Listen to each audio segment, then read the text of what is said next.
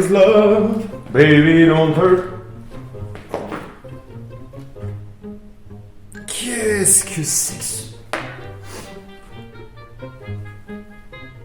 Buffalo? Allez, encore un truc de merde. Je sens qu'on va se marrer.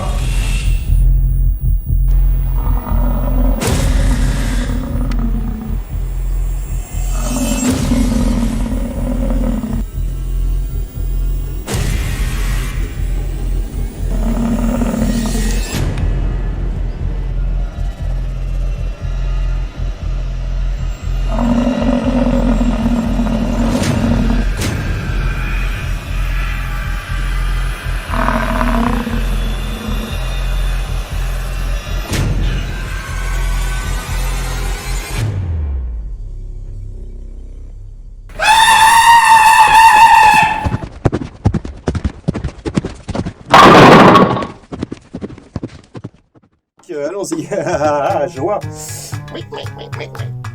Non. Poum, poum, bing. De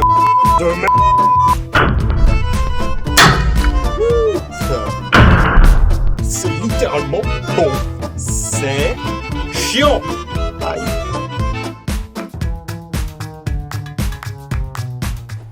Hey hey, bonjour à tous. Ah, aujourd'hui, on va reparler d'une arme dont on a déjà parlé, ou presque, car ce n'est pas la même variante. La Buffalo Stand, Standoda.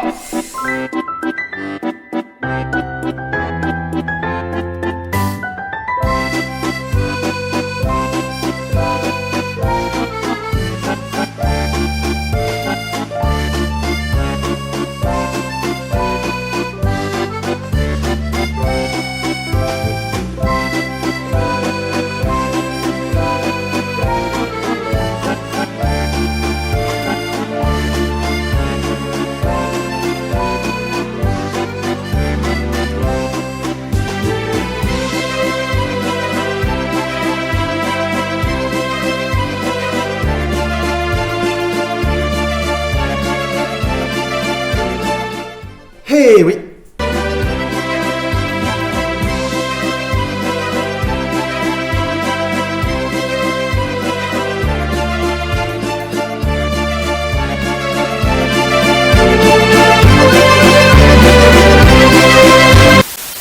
Elle est assez jolie, très beau jaspage, dans un état quasi neuf, je suis très content si vous voyez ce que je veux dire. Voilà, avec sa culasse si particulière, on en avait déjà parlé. Si je ne suis pas trop un manche, oui bien sûr. Si je ne suis pas trop un manche, vous aurez quelque part par là,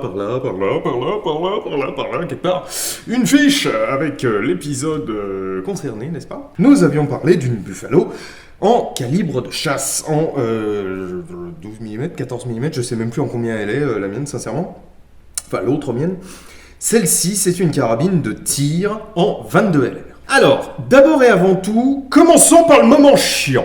Vous seriez en droit de confondre la Buffalo Stand avec la Buffalo Stand. Elles ont rien de confondable, hein, vous allez me dire. Et pourtant, en effet, il existe deux générations de carabines Buffalo. La première génération, c'est celle-ci, designée par Pierre Blachon, comme je vous l'avais dit. Elle comporte tout un tas de particularités génialissimes, ou en tout cas uniques, dont je vous reparlerai d'ici quelques minutes. La seconde génération, elle, a été fabriquée à partir des années 60, quand le stock des pièces d'avant-guerre se trouva tari, se trouvi tari, se trouvu tari, se trouvatu tari, bref. Et elles n'ont rien à voir avec le brevet de Pierre Blachon, pas la même culasse, rien. Il n'y a rien qui soit identique, sauf le nom. Or, celles-ci, elles sont indéniablement en catégorie C. C'est un C. Celles-ci, elles sont indéniablement en catégorie D. DE. Pour être tout à fait exact, ça n'est pas la dénomination Buffalo Stand qui a été reprise. C'est carrément la dénomination Buffalo. Car il y a eu la Buffalo Stand et il y a aussi la Buffalo Match, où il y a deux générations qui n'ont rien à voir. Et évidemment, le SIA n'a pas tellement prévu le coup des deuxièmes générations, machin mes couilles. Donc maintenant, c'est évident qu'on ne peut pas les confondre. Mais dans le SIA, une Buffalo Stand, elle est en C1C. Oui, une Buffalo Stand, certes. Pas celle-là. Voilà, ça c'était pour la partie chiante, mais je suis certain que ça servira à quelqu'un.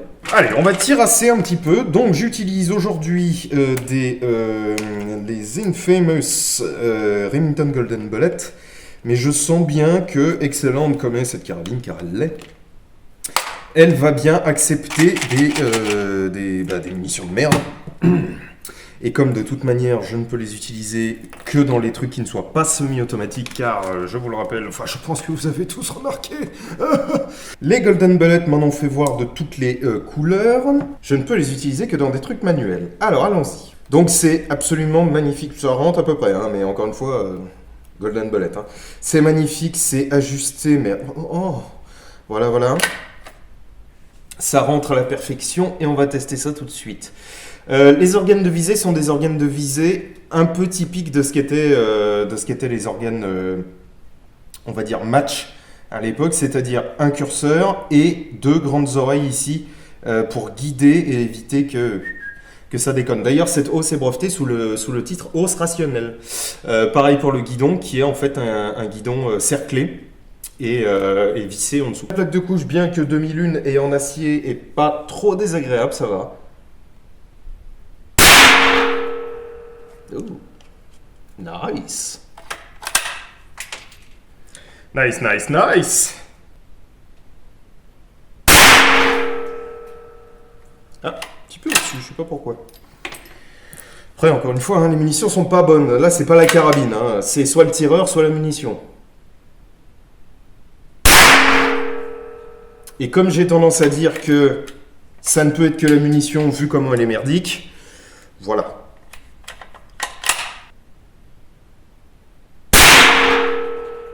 Qu'est-ce que c'est nice!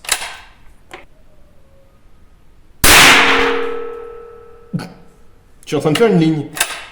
Ah tiens, ça c'est quand même bien la première fois que je vois un inconvénient à cette culasse-là, c'est qu'effectivement les douilles se logent dedans et ça peut être en plus chiant de les sortir par moment. Bref, c'est vraiment très très bien. C'est vraiment très très bien. Il faut bien comprendre que la manufacture d'armes de Saint-Étienne a été parmi les premières à se doter de machines aussi moderne et donc capable de fabriquer des pièces avec des tolérances mais ultra minimes. Ce qui fait que ce soit les crosses, les longuesses, les boîtiers, les culasses, les garnitures, hausses, guidons, pontets, détentes, enfin bon bref, j'en passe, c'est les meilleures gâchettes même. Ce sont vraiment des armes ajustées au poil de cul, surtout que derrière ces fameuses machines très moderne et donc très performante pour l'époque, même pour maintenant, remarque, il y avait surtout l'intelligence humaine et encore des mains qui savaient bosser et donc foutre un coup de lime là où il fallait. Ce sont des armes où vous ne trouverez jamais une ligne de travail, une ligne de coulée pour les pièces coulées, mais il y en a fort peu. Vous ne trouverez jamais une finition un peu moyenne, un peu bâclée, un peu machin. Non, ça n'existe pas. D'ailleurs, vous remarquez assez rapidement que quand elles s'oxydent, les carabines Buffalo s'oxydent de façon assez homogène, quoi. Ce qui prouve quand même leur bonne qualité de fabrication.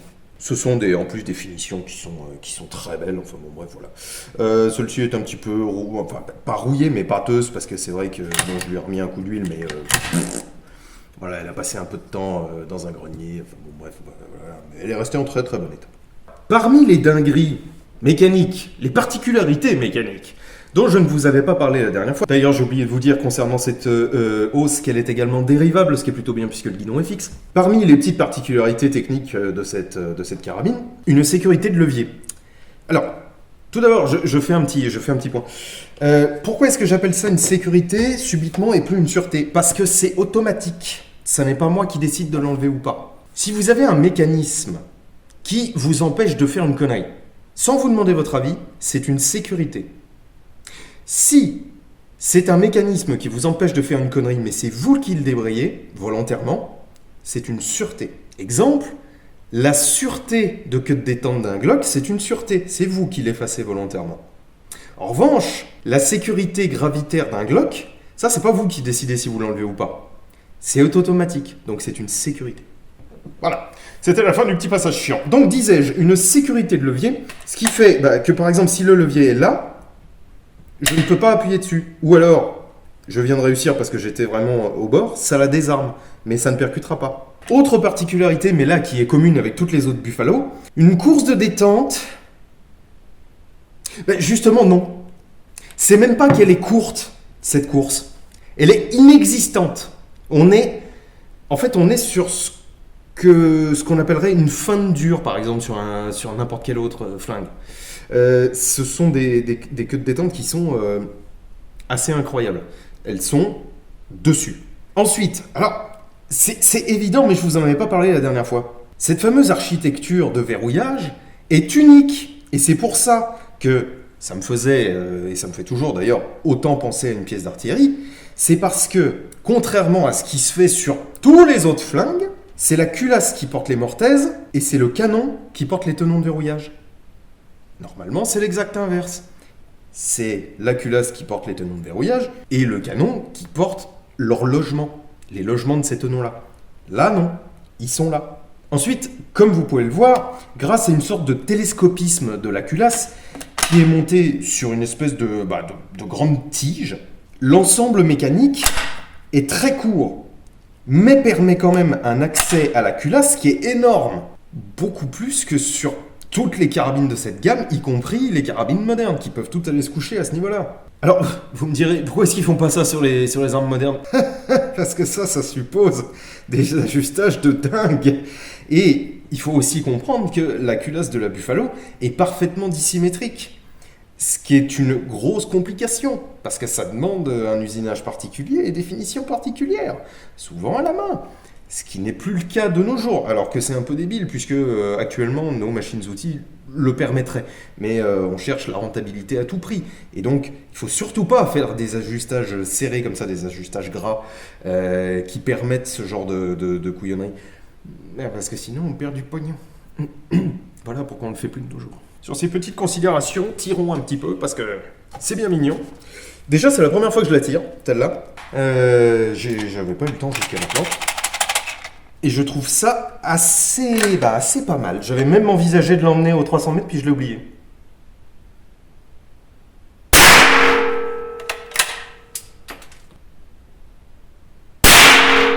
Les organes de visée sont très bien, mais là par exemple, je sais plus lequel je viens de faire, mais à mon avis, je l'ai mis n'importe comment.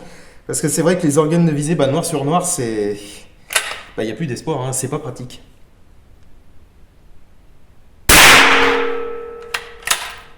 Non, c'est vraiment très bien.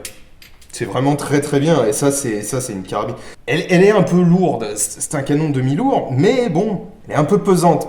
Malgré tout, ça serait une carabine de débutant parfaite parce que justement, pas de course morte, pas de risque de mettre des coups de doigt, de bons organes de visée. On va pas dire qu'ils sont excellents, mais ils sont bons. Tout ça, ça en fait une très bonne carabine de débutant, à mon avis, de nos jours. De débutants collectionneurs, j'espère qu'il y en a. Et c'est là où je regrette un petit peu, vous voyez, d'avoir pris une si grosse. Parce que sur mes 2,5 par 2,5, ça serait passé crème. D'ailleurs, en parlant de ça, j'en vois qui se demandent sérieusement si mes cibles font 2,5 par 2,5 entières. Évidemment que non, bande de branques. 2,5 par 2,5 entières, ça voudrait dire que le visuel fait quoi, 5 mm? Non, c'est le visuel qui fait 2,5 par 2,5. Nyeh, bande de fac. Allez. Oula. Ah tiens, je savais pas qu'on pouvait faire ça. On peut la verrouiller avant... Ah ouais, avant les tenons, c'est marrant ça. Je savais pas du tout qu'on pouvait faire ça. C'est très très sympa. Moi j'aime beaucoup. Ça c'est de la carabine ancienne, facile, rigolote... Sans prétention. Bon, alors, ça a atteint des prix assez dingos quand même, maintenant, les Buffalo. Alors, nous en reparlerons d'ici quelques minutes, mais... c'est quand même pas pour toutes les bourses. Hein. C'est un thème de collection un peu entière. Pouah, j'ai un peu élargi mon groupement, là. Je sais pas ce que c'est que ce coup de doigt délirant tout en haut, là. Enfin, non, pas ce coup de doigt, mais ce je ne sais quoi. Après, c'est vrai qu'elle est un peu pesante, hein, quand même. Elle est un poco pesanto. Alors, je vais me permettre de faire une petite digression hors modèle. Parlons un peu Des modèles de Buffalo complètement hallucinés. Car je doute que j'en vois jamais dans mon existence. Ceci étant, si c'est le cas, évidemment que j'en ferai un épisode dédié. Parlons un peu de la Eureka et de la mitraille. Donc pour ceux qui ont du mal à associer les idées, la Eureka c'est si vous voulez, c'est une Buffalo stand, mais avec 2 âmes dans un seul canon, c'est-à-dire 2 trous, 2 chambres, 2 âmes, 2 bouches. Et la Buffalo mitraille, c'est la même chose avec 3. Quelle espèce de psychopathe a pensé sincèrement que ça, ce serait des carabines de série? Je ne sais pas, mais il avait des bollocks de la taille d'un éléphant, le mec. Parce que, pour ceux qui ne se rendent pas compte, forer un canon, c'est pas super compliqué. Sur environ 45-60 cm comme ça, c'est pas ultra compliqué. C'est-à-dire qu'on fore un barreau, peu importe qu'on le fore droit ou pas, à partir du moment où on ne dévie pas trop. Et ensuite, on se base sur ce qu'on a foré pour retailler le reste bien droit autour. Jusque-là, tout va bien. Maintenant, imaginez de devoir le faire avec 2 forages excentrés, c'est-à-dire pas au milieu. Comment? Je vous entends pas. C'est pas possible. Bah oui. Mais non, mais je confirme, c'est pas possible. C'est pas possible. Ce qui veut donc dire que, il faut faire les forages bien tout de suite. Et ça, c'est une autre paire de manches. Hein. C'est une autre paire de manches parce que pour forer correctement sans dévier sur aussi long, alors bon, évidemment que ça se fait, on est d'accord, hein, mais faut des machines de bonne précision, des outils particulièrement bien étudiés, il y a des techniques, hein, bien entendu, mais bon, ça reste complexe.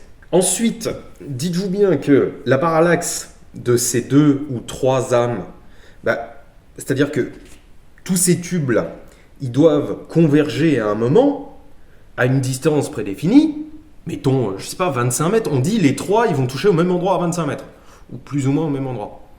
Mais, commercialement, il faut que les 3 s'écartent pas non plus trop au fur et à mesure qu'on s'éloigne de cette distance prédéfinie.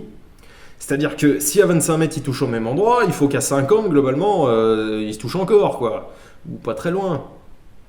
Et ça, c'est compliqué. Et il y a beaucoup d'armes à plusieurs canons de nos jours qui se sont foirées complètement parce que justement, elles ont merdé ce point-là. Ensuite, passons le côté canon, purement. Mais le reste, mettons, un seul canon, 3 forages. Imaginez la gueule de l'extracteur un peu.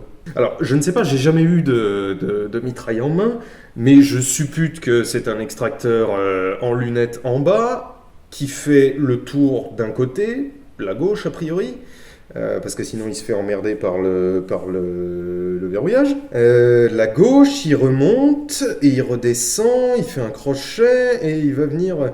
Putain. Passons, ça c'est une pièce plate. Les percuteurs, sachant qu'ils n'ont pas poussé le vis jusqu'à faire par exemple un percuteur rotatif à la Sharps, Dieu merci. Mais ça devient compliqué. Voilà le genre de dinguerie que les anciens armuriers étaient capables de sortir. Et c'est ça que je reproche au marché actuel. C'est pour ça, par exemple, que j'aime bien Kel-Tec. C'est parce que, certes, il ne faut pas non plus penser qu'ils font tout pour notre plaisir. Ils font tout pour le profit, comme toute entreprise. C'est évident. N'importe quel pélo qui a tenu un commerce un jour sait que le but, c'est de faire du pognon parce qu'il faut bouffer. 2. Mais c'est quand même pour ça que je les apprécie, parce qu'ils se cassent la tête un peu. Ils essaient pas de faire du simple basique sans âme. C'est ça que j'admire chez ce genre de mecs. Ils sont capables de se faire chier, ils sont capables d'aller contre le bon sens et contre le profit pour sortir un truc de qualité et faire du profit. C'est pas mal, moi, je trouve. C'est pas mal comme façon de faire.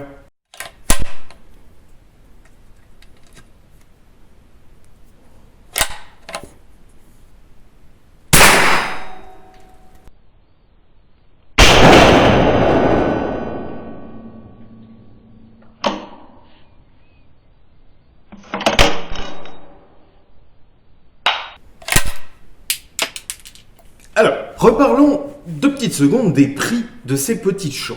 C'est très sympathique et c'est vrai que ça ferait des armes de jeune absolument parfaites. Problème, ça a toujours été fait pour la bourse de papa. Les Buffalo étaient quand même parmi les armes les plus chères du catalogue de la manufacture d'armes de Saint-Étienne. Pour vous donner une idée, la Buffalo Stand allait de 45 à 110 francs. Les Buffalo chasse, on va dire comme je vous ai déjà montré la dernière fois, de 45 à 65 francs. Les Buffalo Hubert, qui était une variante un petit peu améliorée, de 45 à 75 francs. La fameuse mitraille, elle démarrait à 120 francs et allait jusqu'à 170. Alors là, comme ça pourrait avoir l'air un petit peu abscon, mais une carabine du système Flaubert de tir dans le même calibre, plus ou moins luxe, c'était 60 francs. C'est-à-dire à peine plus que l'entrée de gamme des Buffalo Stand. Ce qu'ils appelaient une Winchester Express, c'est-à-dire une 95, mais dans des calibres beaucoup plus velus, vous voyez, avec beaucoup plus de masse, beaucoup plus de viande. 115 francs. Vous voyez où je veux en venir ou pas ? C'était déjà cher à l'époque. Maintenant, comme je viens de vous le dire, les mecs cherchaient la complexité, histoire de faire un truc très bien. Ça se justifie. Le prix se justifie. On va dire que tu payes pour la qualité et tu payes pour un truc un petit peu plus cossu, avec un système un peu plus... Bon, voilà. Maintenant, parlons des trucs qui se justifient pas. Les prix actuels. La moindre Buffalo Stand ras le plancher, c'est 900 €. 900.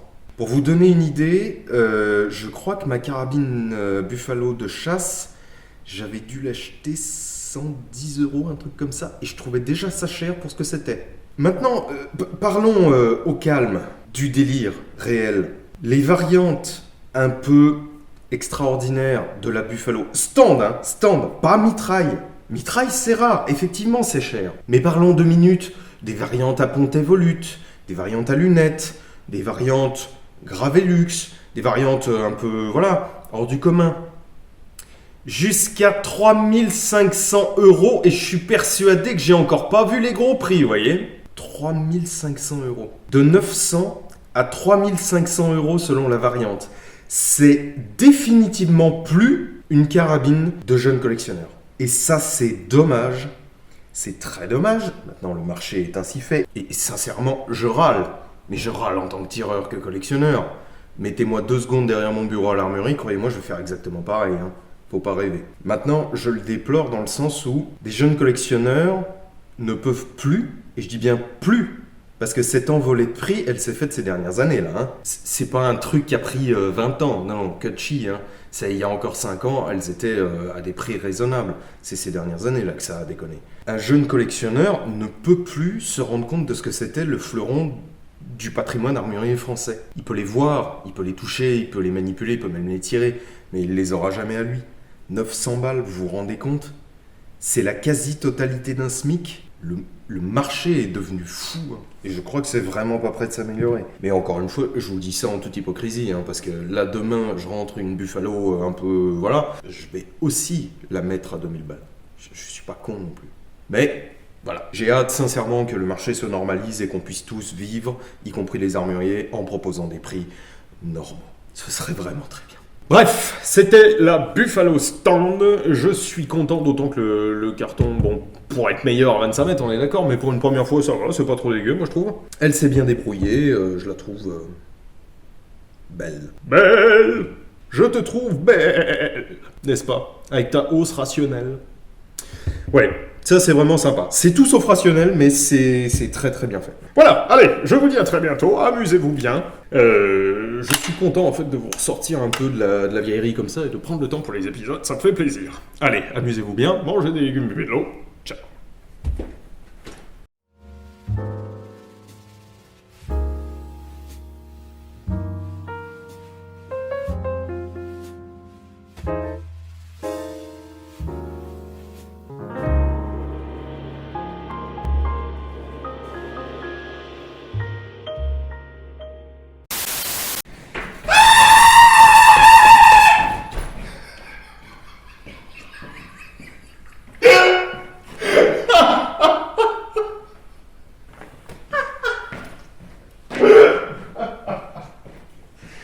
Ah, je vous jure. Allez, on va faire...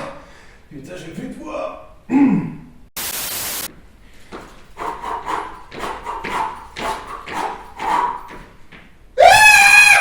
Oh putain. Oh la vache.